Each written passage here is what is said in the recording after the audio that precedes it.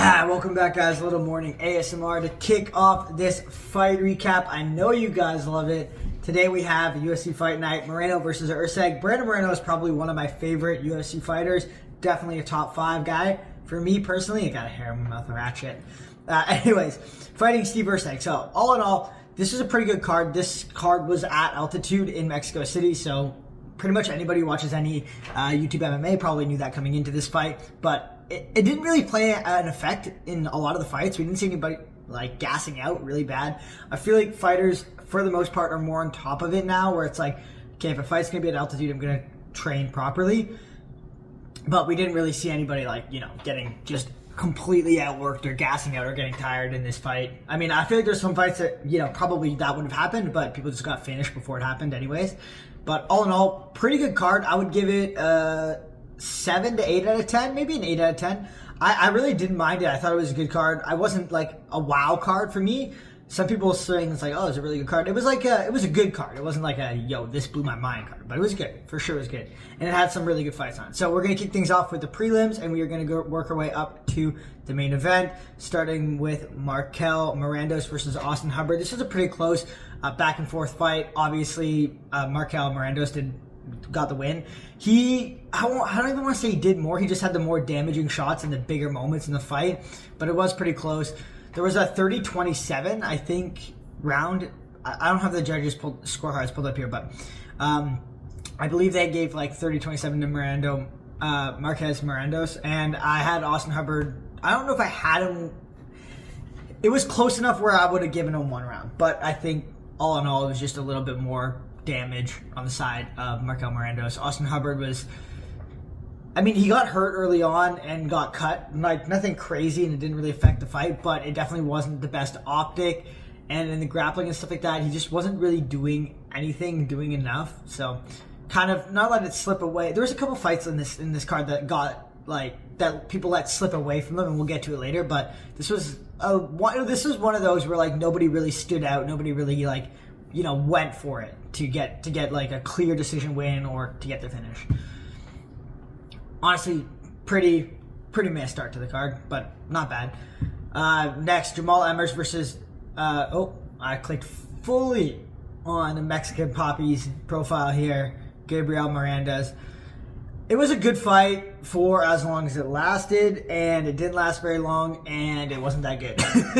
Honestly, dude, just Gabriel Miranda, I didn't really know what his fighting style was like in general before this, because I haven't watched him fight, and I haven't really watched Jamal Emmers fight, so this was kind of, you can call me a casual if you want, but this was kind of like an introduction for me into these two fighters. Gabriel Miranda, first 30 seconds, I was like, oh yeah, okay, this could be a good fight.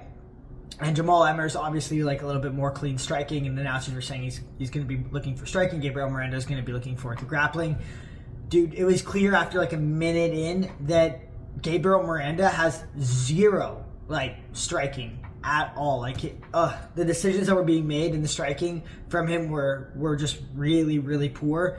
And Jamal Emmers just literally, Jamal Emmers, from watching the fight, you could tell he's a pretty seasoned, pretty good striker. But he really didn't have to, as long as he didn't get taken down, which Gabriel Miranda tried to take him down a couple times, and he did kind of take him down, but didn't really do much with it. And Jamal Emmers was able to get back up, or was more stalling along the fence and clinch work along the fence. But literally, whenever they were separated, Gabriel Miranda, outside of that first 30 seconds of the fight, was clueless on the feet. And Jamal Emmers has power and good, clean striking, and he basically just had a free layup for a knockout, and that's exactly what he did. He cooked Gabriel Miranda, hit him really hard, I believe, with a straight right, and knocked him out. He's minus 500 coming into this. It's just Gabriel Miranda's striking was nowhere near the level of Jamal Emmers, and Jamal Emmers' grappling was closer to the level of Gabriel Melendez, or whatever his name is, bruh. Give up. Vince Pichel versus Rafa Garcia. Vince Pichel, the old dog out here. It was this fight, I don't want to say it was a close fight, but it was a back and forth fight for sure. I thought Vince Pichel was more in the fight than the scorecards, and I don't want to say the announcers, because I feel like they're decently fair in this fight. were kind of making it seem, but it was definitely back and forth. I mean, you can see total strikes. Vince Pichel actually has more total strikes throughout the whole fight, but Rafa Garcia was like kind of just landing the bigger shots and having more of the moments. And I feel like, not that Vince Pichel wasn't like outworking him, it was just like Vince Pichel was hitting with shots, but it just wasn't really doing much. It was like there was no shots with sting on it. Vince Pichel was like touching him with like, I would say like 60-70% power punches. Like, you know, you're committed, but you're not fully committed to shots. And then Rafa Garcia would, you know, he would maybe throw maybe 2 to every 3 of Vince Pichel's, or whatever, 1 to every 3 of Vince Pichel's. But it was landing, and it was landing with a lot of power, and he was giving it that 90 to 100% commitment to the shot and really letting into it. And obviously he won the round on judge decision. Like, he ran he won a decision, a unanimous decision. But it was like there's a couple judges again that had it 30-27, and I could have seen you giving a round to Vince Pichel. It wasn't a bad fight. It wasn't like a wow fight. It was like it's a pretty close fight. Just one guy's landing shots that have more damage but less, and one guy's landing a little bit more with less damage. So, I mean, damage is one of the main criteria here, so that is what it is. The Lupe Godinez versus Julia Pilastri fight. I actually didn't really watch a whole lot of this fight, to be honest. Apparently, Lupe Godinez said she had to shit herself midway through the second round, which is kind of crazy. The tacos out there in Mexico have been messing some of these fighters up, dude. We'll get to that later. Missed out on a sick co-main event, which I was looking forward to seeing. Was going to turn the body cam footage off, was going to let it roll, but didn't get to see that one. But this fight, I literally tuned in for like kind of the second round. It was kind of back and forth, but Lupe Godinez is getting a little bit better of Julia Pilastri and doing a little bit better on the ground. Nothing crazy. But then Julia Pilastri in the third round literally just threw, like, all respect for Lupe Godinez, striking out the window and just came forward and ate like 1 or 2 shots here and there, but just threw big power shots at Lupe Godinez, and for sure won that third round. It was the first and second round that Lupe won, apparently. But I was like, dude, Julia Pilastri in that third round was looking like she was looking, I don't want to say like a world beater, but like she was looking like she was just gonna destroy Lupe Godinez. If this fight went any longer, she was just gonna destroy Lupe Godinez. And like she kind of flipped that switch from like, okay, like Lupe Godinez is a 115-pound female that's throwing little rabbit punches at me and they don't hurt.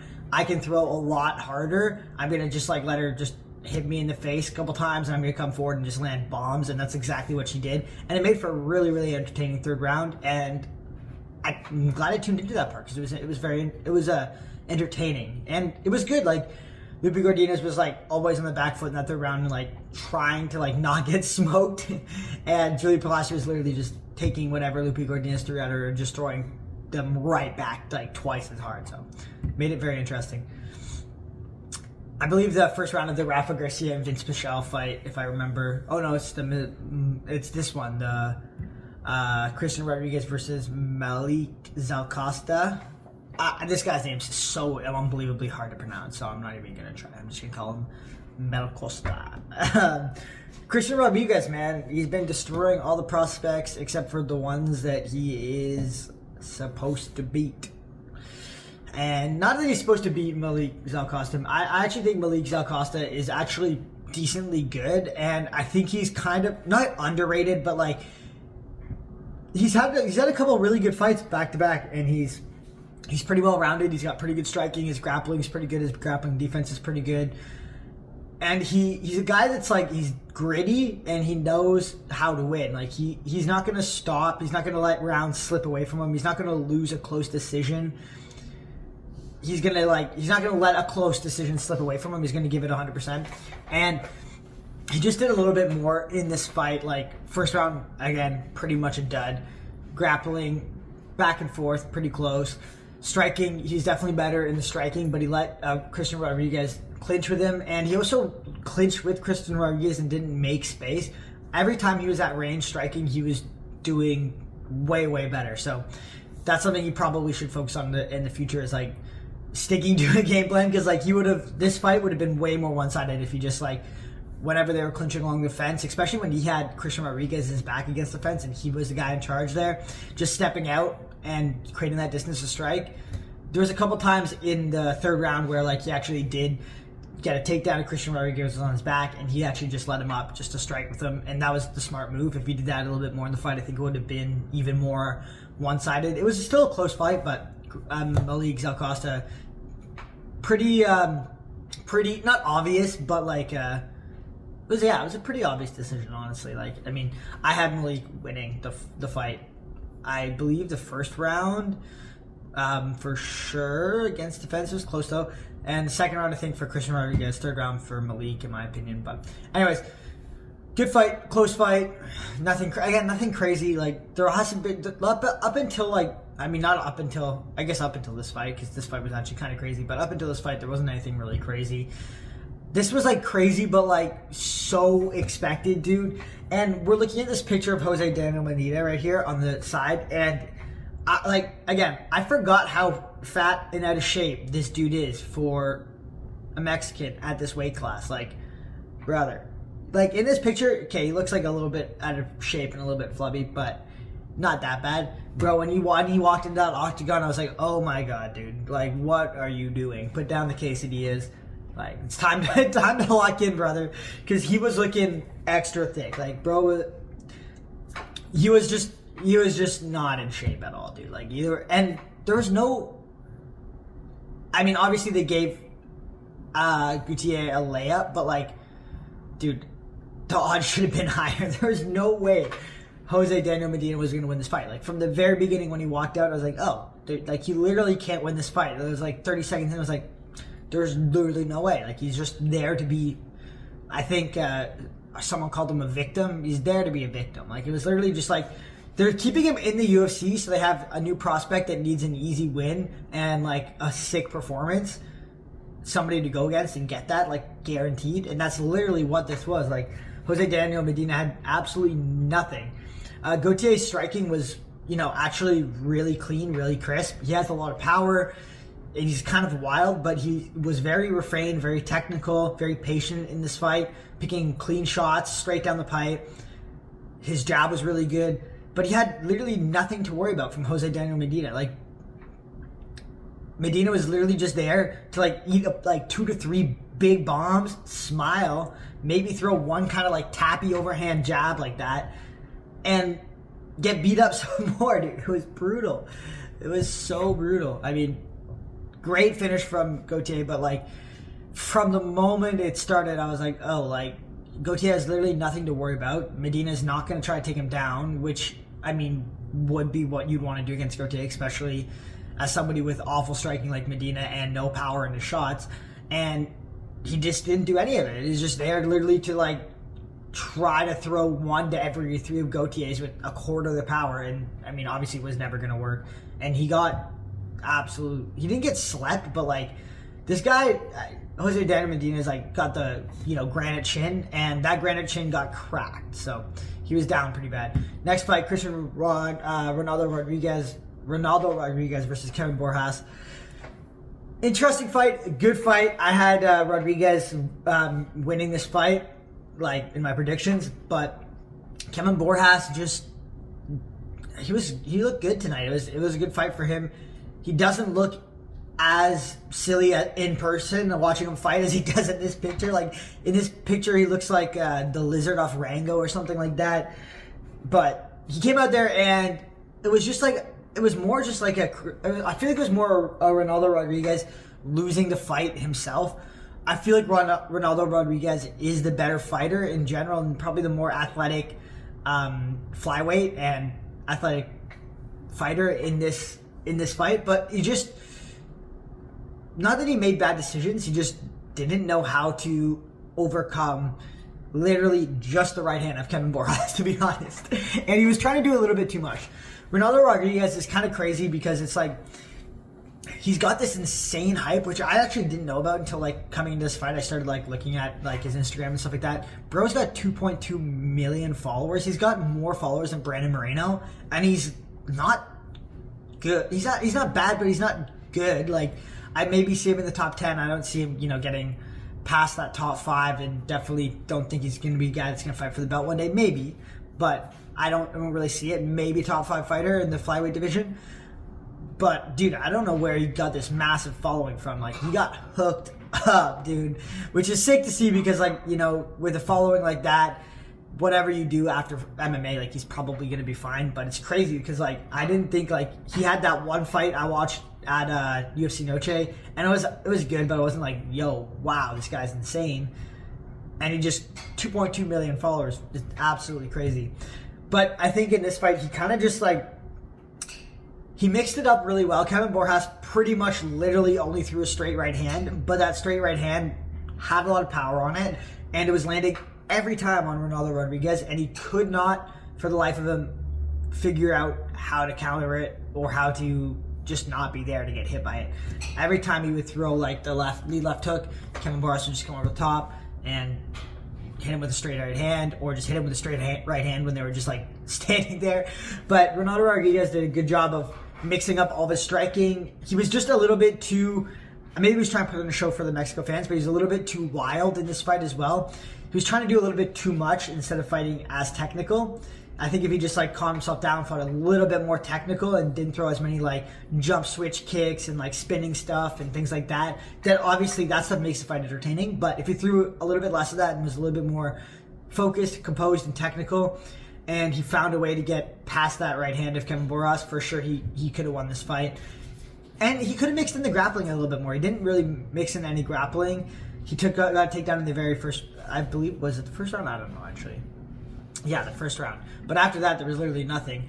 And it was back and forth. It was just Kevin Borjas was just landing that big right hand all the time, and Ronaldo Rodriguez was just eating it. Ronaldo Rodriguez, to be fair, good grit, good determination, good output. Like, he was there every round trying to win the round, especially the third. He was coming forward. He was trying to bang with Kevin Borjas, but he just ate way too many of those right hands. That's literally all it was. It was just Kevin Borjas throwing a really hard straight right hand and Ronaldo Rodriguez eating it pretty much every time he was thrown. But I do think Ronaldo Rodriguez has a lot to go from here. I think there's a lot of potential for him still. I just don't know if it's something, I wouldn't say fraud checked. It was just like a little bit of poor decision making and just not quite ready for, I don't want to say that level of talent because I think he could beat Kevin Borjas, but I'm going to say that level of talent. He will be there. I think he'll eventually, like, in his career, 2 to 3 years, he's going to be beating people like Kevin Borjas or at that level. Like, for sure, it's just not right now. Up next, we have David Martinez versus Simon Oliveira. Do I remember this fight? Why am I forgetting this fight? I mean, David Martinez obviously won.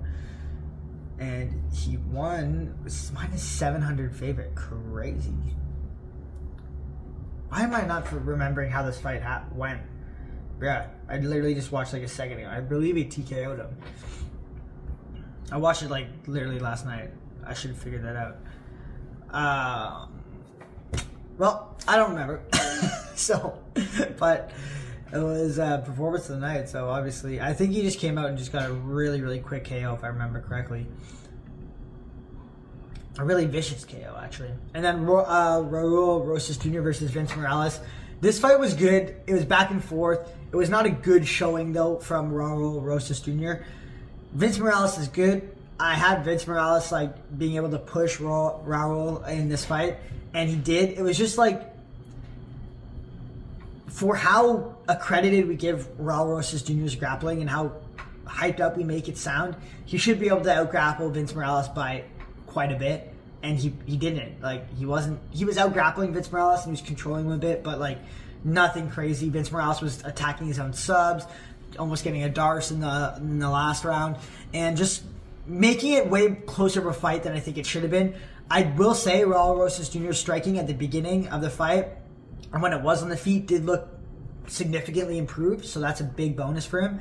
Just his grappling, that's normally like this thing that's like, okay, this is going to be his bread and butter, this is going to stick out, this is going to be what's going to get him to fight, wasn't as dominant as we probably would have liked to see it. I mean, it was a good fight. He definitely won the fight. It wasn't like a breakout performance or like a wow, like you're the next like star performance. It was just like, okay, like half decent win. You got past Vince Morales. Wasn't anything special, but anyways, it was good to see him fight. It was an interesting matchup. I wanted to see it. I wasn't like blown away with the performance from Earl though. Dude, also the intro for him, like the amount of times I heard Chweewees was actually making me want to off myself. Like it's not even like it's not even like a saying that's like makes sense or is entertaining. It's just after a while it's like, okay, enough of this. It's like one of those brain rot things that like lasts for like a week but does not need to be your whole shtick, and we don't need to hear it 30 times when you come into the octagon. Like it was literally like just the UFC making this what do you want to call it? Like intro tape for Raul Rosas Jr. and it was just screaming Chweewees nonstop, and I was about to lose it. This, for me, was one of my performances of the night. Edgar Chairez, dude, I was saying, coming into this fight at flyweight, this dude is mean, man. He's big, he's imposing, he's got great boxing, his grappling and takedown defense is really good. He looked on fire tonight. I mean, he just destroyed CJ Vergara, hit him with some really, really big shots. I believe it was like a hook to straight combo and just dropped CJ Vergara, and then like when CJ Vergara was rocked, he literally just came in and subbed him. He like just jumped him back, like he basically pieced him up on the feet, dropped him, and then hopped on his back and submitted him. Like not even like he had a very, very, very easy time submitting him. He got a rear naked choke that wasn't even under the chin, and I mean just squeezed on it. To be fair, CJ Vergara was, you know, he was rocked and you got hit hard from Edgar Chairez, but CJ Vergara just didn't really have, he was landing some good low kicks at the beginning, but he just didn't really have the striking and the boxing to stand with Edgar Chairez and the power, like necessarily. Like Edgar Chairez, when he's landing in the boxing combinations, that's putting you down. Like that's putting somebody like CJ Vergara down. Maybe not like Alexander Pantoja or anything like that, but somebody like CJ Vergara is getting put down by those shots, and that's exactly what happened. Great win from Edgar Chairez. I honestly think this guy has a pretty good future at flyweight. I'm really excited to see him moving forward and see who he gets matched up against next. This fight was disappointing for me. It was a good fight, but I kind of wanted to see Drew Dober get a win. I don't know why, but I just wanted to see Drew Dober get a win. He did not get a win, obviously. He broke out. I'm surprised this didn't get like a performance bonus or anything like that. Manuel Torres looked really, really good. It was interesting watching, his nickname's El Loco, and like when they were rolling the tape of him talking, and I was like, bro, you actually do sound like you might be crazy. Like you actually might be. He's like staring at the camera, like snarling, like I'm just gonna beat this guy. Like I want to finish him, put on a show, and then you're like, dude, this guy actually might be loco. But he came out, dude, and his striking looked really good. People were saying he has this power, and like I'm looking at him, like I don't know if he has like Drew Dober power, but bro's got the Drew Dober power. Bro's got some power, man, and he's got really straight, really direct, really clean shots.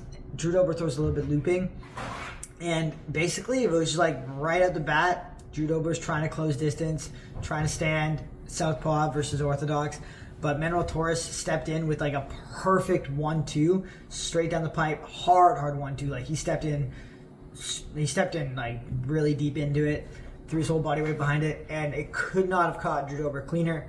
Drew Dober went down, and Manuel Torres literally just jumped on him and just threw like a million hammer fists. The fight actually, the ref didn't end it like right away. It might have gone on a little bit long, but it is what it is. But Drew Dober was like literally just like pretty much out of it on the ground, grabbing an ankle, and Manuel Torres was just smashing away.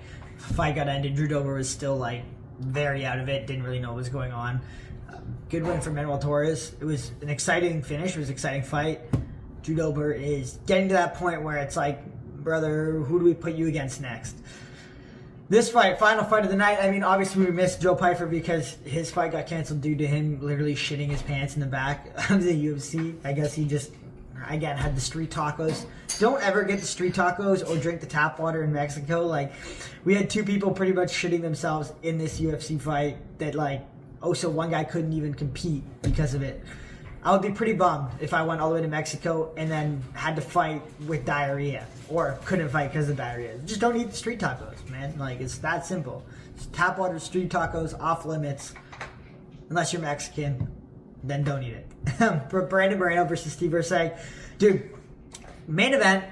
I don't understand all the hype around Steve Urseg. He is good, but like he got a couple like KO wins over like some pretty like not hype, not great flyweights, like half decent flyweights. Some pretty mid flyweights, I'll be honest. Like he got a couple like KO wins over like mid talent, and we started like calling him like the next god of flyweight. He can't compete with Brandon Moreno. He can't compete with Alexander Pantoja. He can't compete with Kai Kara-France. He cannot compete with Brandon Royval. I'm convinced of it. And I don't think he can compete with a couple other guys in the top 5. I think he's probably should be like top 7 right now. He had a good performance against Pantoja, really good performance against Pantoja. He got caught against Kai, but I just don't think he's at that level that we all thought he was right off the bat. Brandon Moreno, and this fight, part of the reason why he lost was because he was gun shy. He didn't throw enough. He didn't put his combinations together enough. At the end of the fight, he was like, "Oh, I kind of thought like maybe I did enough." I don't want to do his accent because I feel like it's just rude to to slur my words in the YouTube channel to try to make it match. But he just didn't do it. He just didn't do enough. And he's like, at the end, he's like, "Oh, I kind of thought I did enough, but like, bro, you didn't even do close to enough. You were landing like 1 to every 4 of Brandon Moreno's." And Brandon was throwing power on those shots. Like Brandon's shots, he was a little wild in some of the exchanges, but he was throwing hard shots. Steve's shots were not hard for the most part. It was more just like trying to find the perfect shot and also just being afraid to go. Steve Urseg, if he was coming forward more in this fight, I think it would have been a lot better for him, and also it would have been a lot closer fight. He needed to come forward more, needed to throw more. Brandon Moreno was the main aggressor. Brandon Moreno was throwing like, I mean, when you look at the total strikes in this fight, it doesn't say Brandon Moreno threw more, but anybody who watched that fight is going to say Brandon Moreno looked like Brandon Moreno was throwing more and coming forward more and landing the bigger shots. So, I don't know. I think Steve Urseg hype is kind of lost. I don't know who you put him against next, but this performance for Steve Urseg was not great, and it was not like, oh, like you belong there against Brandon Moreno. It was like, oh, like didn't do enough. You let the fight kind of get away, and you probably couldn't quite keep up with Brandon in the striking. Brandon Moreno's boxing, super slick. He's got this crazy, like, I don't know what I want to call it, like head movement, guard, the way he switches up, the way he moves his lead hand to like distract and everything. Really, really good. Really, really good boxing. His lead left hook was landing all night, and he was landing it really, really clean, and that's straight right as well. I don't even want to call it straight right because he's kind of throwing it over and kind of throwing it like he's really, really leaning into it, because it's not like a textbook like stand up straight and throw a straight right, but he was throwing it and really, really stepping into it, really leaning into it to close that height distance gap, and he was landing them hard with really good power. He didn't grapple a lot this fight. He got one takedown, didn't last very long. Steve Urseg's good at grappling, good scrambling. But Brandon Moreno just went out and outboxed Steve Urseg. Everybody's saying Steve Urseg's got the best boxing in flyweight, but Brandon Moreno definitely has better boxing than him. And I would not be surprised if he went against somebody like Brandon Royval, that we would see that Brandon Royval can outstrike Steve Urseg as well. And outpace Steve Urseg for sure. Like Brandon Royval and Brandon Moreno, both of their pace, both of their output, their cardio is super, super good. Steve Urseg's cardio is good too, but he just doesn't have the same output as Brandon Moreno. He doesn't throw as much as Brandon Moreno. He doesn't throw as much as Brandon Royval. And a lot of the times, like with Steve Urseg, if he doesn't get that KO, which again, we only saw like once or twice, I think it's going to be hard for him to win these fights based on decisions because he's just not quite doing enough output. Anyways, it was a good fight for Brandon Moreno. It was awesome to see him win. He looked really, really good. He looked locked in. He looked dialed in. Do I think that he can get a title shot again? Do I think he can win one of those fights? It's possible. I think if he wants to beat Pantoja or like, you know, the next guy in line at like the top, I mean, he's got to be the next guy in line at the top. But for him to win the belt, it's going to be a really tough fight. It's doable. It's always been a close fight, but I don't know if he'll make it happen. When it's a pure striking match with Brandon Moreno, it's definitely a hard win. It's a really hard win to get. But anyways, great fights. That's my recap of the card. I hope you guys enjoyed. Viva Mexico, Brandon Moreno won, so that's a bonus. And this was the first fight I did predictions for, and I don't think I did great. I think I did 50-50. 50-50. Anyways, hope you guys enjoyed. Deuces.